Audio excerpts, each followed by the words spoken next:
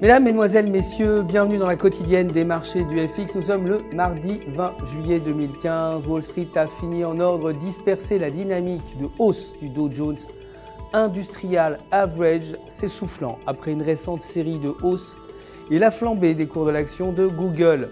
Le titre Google a propulsé l'indice Nasdaq Composite vers un record intrajournalier historique à la clôture. Le Dow Jones a reculé de 0,19%, le S&P 500 a gagné 0,11% et le Nasdaq a progressé de 0,91%.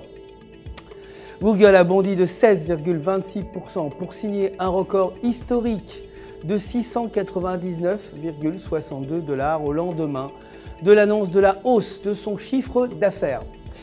C'est la plus forte hausse du titre sur un mois depuis avril 2008.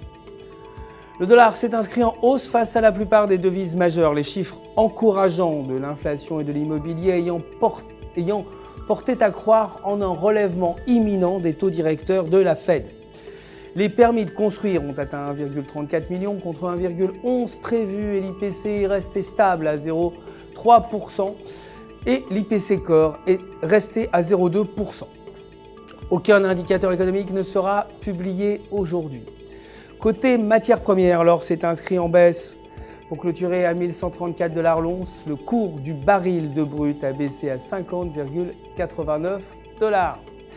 Côté devises, l'euro a perdu du terrain face au dollar pour clôturer à 1,0830. Techniquement, selon le graphique de 4 heures, la paire se situe au-dessus du support de 1,0820. Si elle reste au-dessus de ce niveau, elle pourrait atteindre 1,0950. En revanche, si cette dynamique négative se poursuit, la paire euro-US dollar pourrait repasser sous le support et chuter vers le support suivant à 1,0700.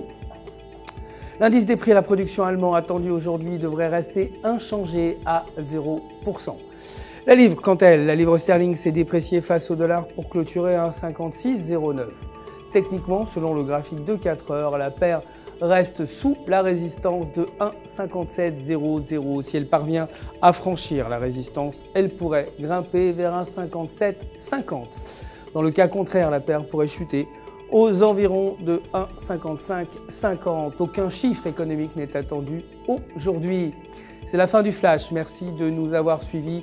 Je vous retrouve bien sûr demain matin pour la suite des actualités des marchés du FX. D'ici là, restez connectés à www.ufx.com pour tous vos besoins de trading. Vous le savez, un conseiller personnel est là pour répondre si vous avez des questions.